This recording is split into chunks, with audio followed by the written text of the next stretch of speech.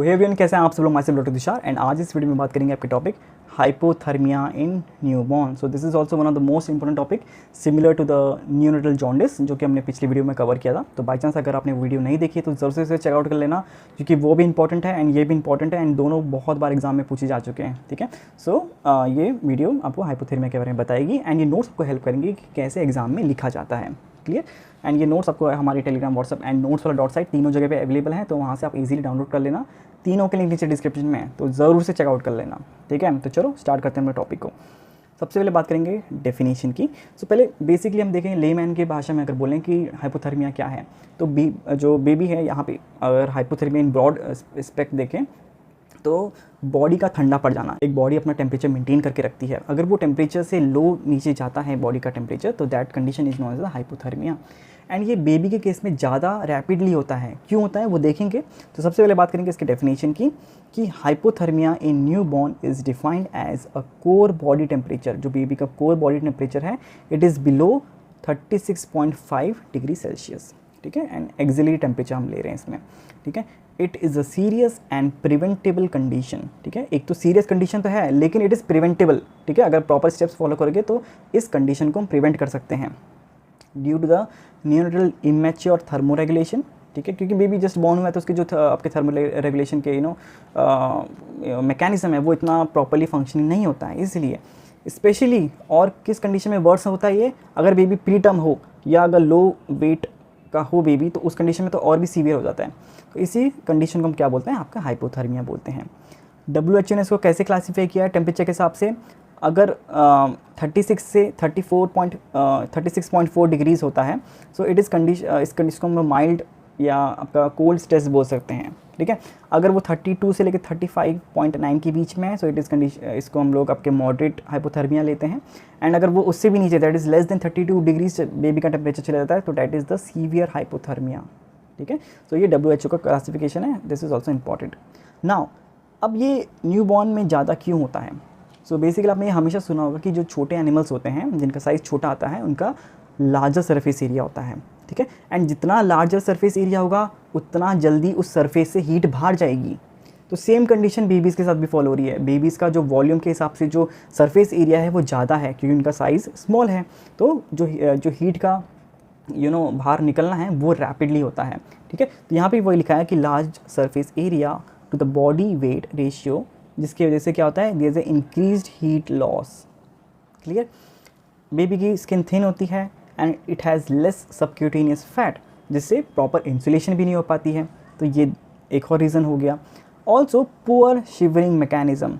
अब हमें देखो जब ठंड लगती है तो हम एकदम वो करने लगते हैं, शिवरिंग करने लगते हैं, लेकिन बेबी की अभी जो मसल्स हैं और ख़ासकर जो आपके नर्व्स हैं वो इतने इमेच्योर हैं अभी कि वो ढंग से शिवरिंग का परफॉर्म नहीं कर पाती हैं, जिसकी वजह से जो ये थर्मो रेगुलेशन होना था ये नहीं हो पाता है। तो एक ये रीज़न हो गया है। Then immature hypothalamic thermoregulation, hypothalamus भी प्रॉपर्ली कंट्रोल नहीं कर पा रहा है अभी। ठीक है, एक ये भी रीज़न हो गया। And also heat production is mainly via the non shivering thermogenesis, that is आपका जो ब्राउन फैट मेटाबॉलिज्म्स होते हैं, या हम बोल सकते हैं कि आपके जो ब्राउन एडिपोज टिश्यूज़ होते हैं उसी के वजह से जो थोड़ा बहुत हीट बेबी में होता है वो कॉज करने के लिए रिस्पॉन्सिबल होता है। ठीक, एंड वो भी लिमिटेड होता है आपके प्री टर्म बेबीज़ में, उनमें तो और भी कम होता है ऐसे tissues.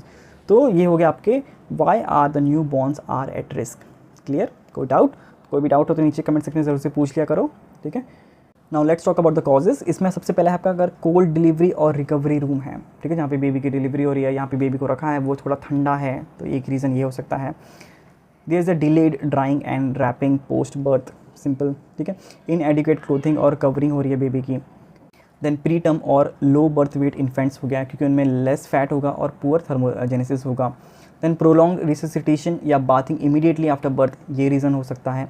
And transport without thermal protection, baby को कहीं एक वार्ड से दूसरे वार्ड में लेके जा रहे हैं लेकिन ऐसे ही उठा के लेके चले गए, बिना अच्छे से कपड़े पहनाए लेके चले गए, तो ये भी कॉज हो सकता है। ठीक है, so these are the causes. अब बात करेंगे क्या क्या क्लिनिकल फीचर्स हमें बेबी पे मिलेंगे जिसको हम देख के पहचान जाए कि बेबी हाइपोथर्मिया में चला गया। कैसे, एक तो आपकी बेबी की स्किन एकदम कूल हो जाएगी, which is not at all good. ठीक है, तो स्पेशली बेबी के हैंड्स, फीट, एब्डोमेन ये बहुत ठंडे ठंडे होना स्टार्ट हो जाएंगे। बेबी बहुत लेथार्जी हो जाएगा एंड डिक्रीज्ड एक्टिविटी हो जाएगी बेबी की। ठीक है, देन पुअर और एब्सेंट सकिंग रिफ्लेक्स, अगर बेबी, जैसे हमने रिफ्लेक्सेस के ऊपर भी प्रैक्टिकल वीडियो बना रखी है चैनल पे, पर वो एक्चुअली गाइडलाइंस के हिसाब से थोड़ा वो हो गई थी, क्या बोलते हैं उसको, डीमोनेटाइज हो गई थी, इसलिए वो ज़्यादा रिकमेंडेड नहीं होती है। लेकिन आप अगर चेक करेंगे कि बेबी रिफ्लेक्सेस या न्यूट्रल रिफ्लेक्सेस तुश नोट करके, तो आपको वीडियो मिल जाएगी जिसमें हमने बेबी में परफॉर्म करके दिखा रखे हैं, रियल बेबीज़ में परफॉर्म करके दिखा रखे हैं, तो आप उसे भी चेकआउट कर लेना। तो वहाँ पे जो आपका रूटिंग या सकिंग रिफ्लेक्स होता है वो भी एब्सेंट हो जाता है बेबी में, ठीक है। बेबी की क्राई एकदम वीक हो जाती है, ब्रेडिकार्डिया हो जाता है, दैट इज़ आपका स्लो हार्ट रेट हो जाता है, ठीक है। एपनिया हो जाएगा आपका, ठीक है, pause in breathing. And baby का सीवियर कंडीशन में देखें तो आपका हाइपोग्लाइसीमिया, क्योंकि बेबी का जो लिमिटेड ग्लूकोज है बॉडी में वही बर्न हो रहा है, उसी से बेबी को थोड़ी हीट मिल रही है, तो ग्लूकोज का लॉस हो रहा है, इसकी वजह से एसिडोसिस हो रहा है, एंड उसकी वजह से साइनोसिस भी हो सकता है। तो ये 3 सीवियर कंडीशंस हो सकती हैं। ऐसे सीवियर केसेस में आपको ये क्लिनिकल फीचर्स दिख सकते हैं, ठीक है। तो ये हो गया इसके क्लिनिकल फीचर्स। अब बात करेंगे इसके मैनेजमेंट की, ठीक है। इसके बाद हम लोग कॉम्प्लिकेशंस देखेंगे, पहले मैनेजमेंट कवर कर लेते हैं। मैनेजमेंट में भी अगर थोड़ा माइल्ड टू मॉडरेट कंडीशन है तो उसमें आपको सबसे बेस्ट है स्किन टू स्किन कॉन्टैक्ट देना, जैसे आपको कंगारू मदर्स केयर देना है, ठीक है। एकदम अच्छे से बेबी को रैप करना है आपने, और ensure warm clothing, caps and socks, ठीक है। वार्म रूम टेम्परेचर देना, 26 to 28 डिग्रीज आपको सेल्सियस में बेबी को अच्छे से रखना है। And monitor the temperature every 30 minutes, simple. अगर बेबी की कंडीशन थोड़ी सीवियर या थोड़ी मॉडरेट से थोड़ी सीवियर हो जाती है उसके बीच में, so place the baby under the radiant warmer and self वो कंट्रोल इंक्यूबेटर्स में रखना है। एंड उसका आपको टेम्परेचर धीरे धीरे इंक्रीज़ करना है, ऐसा नहीं तुरंत आपने एकदम जैसे हमने ओवन में बनाते खाना वैसा नहीं करना है, धीरे धीरे आपको इंक्रीज़ करना है, ताकि बेबी का जो बॉडी है वो भी धीरे धीरे अडेप्ट करे उस टेम्परेचर को, ठीक है। एंड सेम बेबी का आपको मॉनिटर करना है, शुगर लेवल्स हैं, उसके ऑक्सीजन लेवल्स का टेम्परेचर, सबको आपको नोट डाउन करने हैं। एंड देखना है कि अगर हाइपोग्लाइसीमिया कंडीशन है तो आपको ब्रेस्ट फीडिंग करानी है, तो ये सब आपको स्टेप्स लेने होते हैं। अब बात करें अगर आपने ये स्टेप्स नहीं लिए, ठीक है, एंड बेबी की कंडीशन और ख़राब हो रही है, तो क्या क्या कॉम्प्लिकेशंस आ सकते हैं। सो सबसे पहले हाइपोग्लाइसीमिया, क्योंकि हमने बोला कि जो बेबी का जो ग्लूकोज है बॉडी में वही बर्न होकर बेबी को थोड़ा बहुत गर्मी दे रहा है, लेकिन अगर उसी रेट में होता रहा तो बेबी का जो ग्लूकोज लेवल है वो डाउन हो जाएगा, ठीक है। देन उसकी वजह से मेटाबॉलिक एसिडोसिस हो सकता है, जैसे हम लैक्टिक एसिड आपका प्रोड्यूस होना स्टार्ट हो जाता है। हाइपोक्सिया हो जाएगा, ठीक है, कोगुलेशन डिफेक्ट्स आ जाएंगे।